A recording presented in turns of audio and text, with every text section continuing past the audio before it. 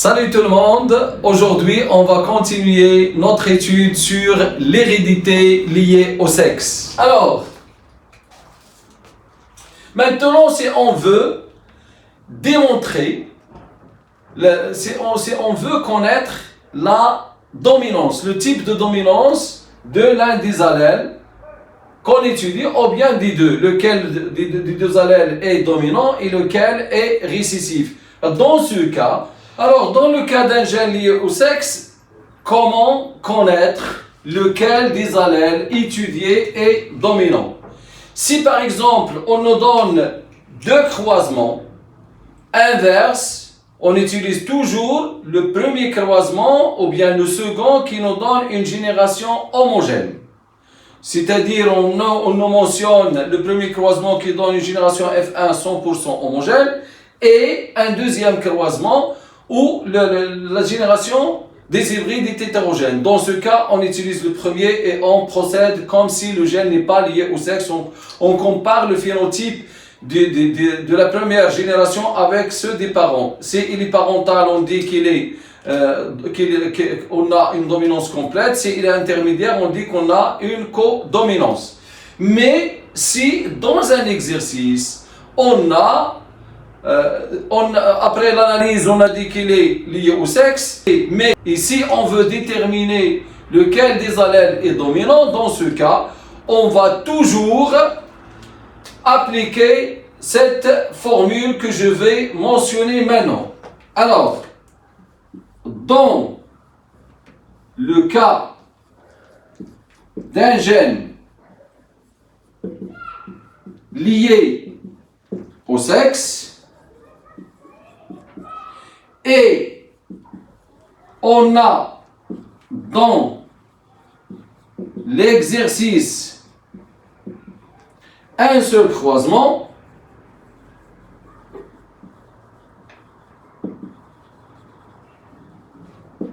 entre deux parents de race pure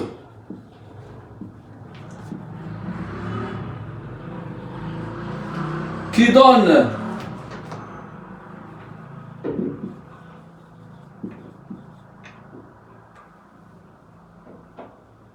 un seul croisement qui donne une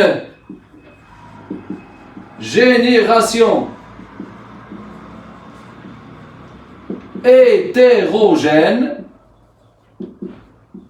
c'est-à-dire dans ce cas, on a ce qu'on a déjà stipulé, on a l'exception de la première loi de Mendel. La première loi stipule si les parents sont de race pure, alors la première génération est homogène. Mais dans ce cas, on a les parents sont de race pure, mais la génération elle est hétérogène. Donc c'est une exception. Alors dans ce cas, lorsque vous trouverez dans votre exercice que les parents sont de race pure et le résultat c'est une génération hétérogène, on doit toujours continuer la lecture de notre exercice jusqu'à la fin, car on peut vous donner une remarque à la fin qui stipule que le croisement inverse de ce croisement donne un résultat différent. Donc il ne faut pas s'arrêter à la première question ou bien à la deuxième question pour démontrer cette dominance. On va vous donner que le croisement inverse donne un résultat différent. C'est-à-dire, lorsqu'on compare notre résultat et la remarque, on peut avoir la première condition qu'on a stipulée qui mentionne que le gène est lié au sexe. Alors, on va dire qu'il est lié au sexe. Dans ce cas, lorsqu'on veut savoir la dominance, on doit toujours raisonner sur l'individu homogamétique de la première génération. C'est-à-dire, on va comparer le phénotype de l'individu de F1 qui est homogamétique avec les phénotypes des parents. Qu'est-ce que ça veut dire un individu homogamétique? Alors, un individu homogamétique. Homogamétique est un individu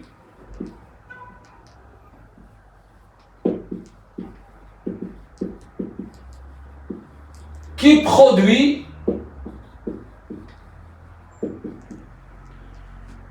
un seul type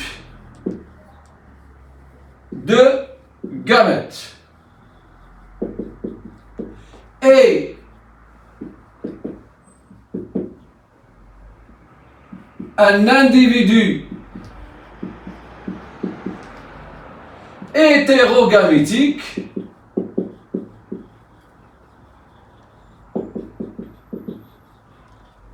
est un individu qui produit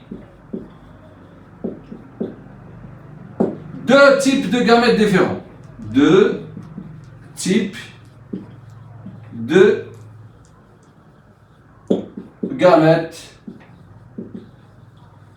différents. Exemple.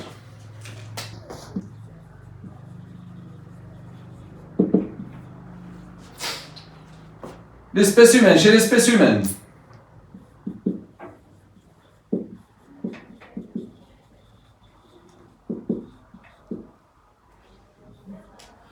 Alors l'homme a 2n est égal à 46, qui est égal à 22 AA plus XY. Le A désigne les chromosomes autosomales, c'est-à-dire non liés au sexe, et le XY, ils sont nommés des chromosomes gonosomales. Donc un gonosome et un autosome. Alors lorsqu'il subit, la cellule sexuelle subit la myose, elle va produire deux types de gamètes, à savoir, donc après myose, il va donner n est égal à 22A plus X et n est égal à 22A plus Y. Alors on a deux gamètes différents. Deux gamètes différents.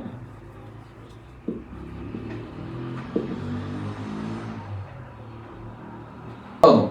Donc, l'homme est hétérogamétique.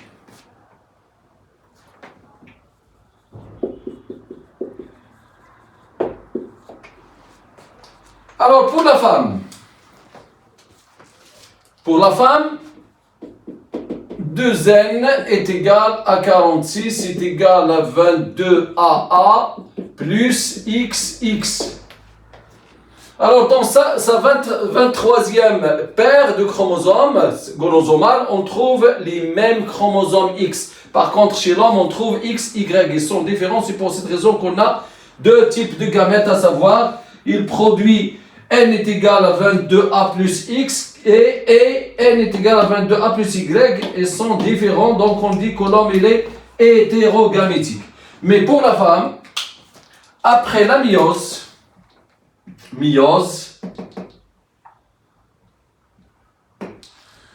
il va produire n est égal à 23 qui est égal à 22A plus X et n est égal à 23 qui est égal à 22A plus X. Ces chromosomes sont semblables. Donc ici il est égal à 23 et ici il est égal à 23. Donc on voit que chez la femme, ces deux chromosomes, ces deux gamètes sont identiques. Donc un seul type.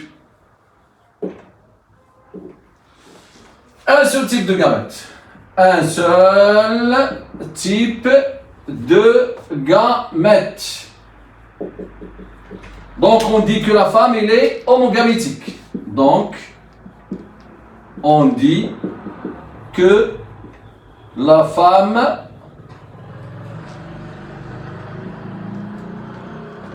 est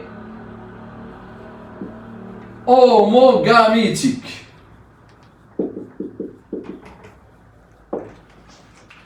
Alors la femme elle est homogamétique. Donc dans ce cas, si dans le cas d'un gène lié au sexe, la femme elle est homogamétique et l'homme il est hétérogamétique. Alors si on nous donne dans un exercice un seul croisement entre deux parents de race pure qui donne une génération hétérogène, c'est-à-dire on a l'exception de la loi de Mendel et on veut connaître le type de la dominance, on va comparer le phénotype de l'individu homogamétique de F1 avec celui des parents. On doit, donc si, ou bien pour connaître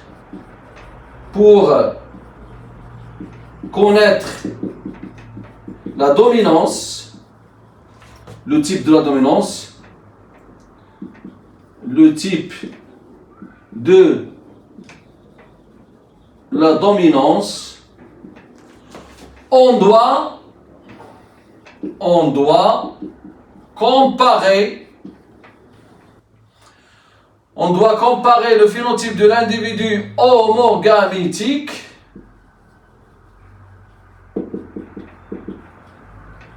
de F1 avec celui ou bien ceux des parents. Si il est parental,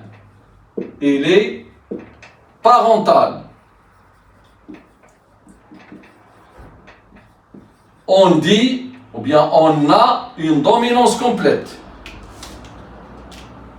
On a une dominance complète d'un allèle sur l'autre. Si il est intermédiaire, si il est non parental, on a une codominance. On a une codominance.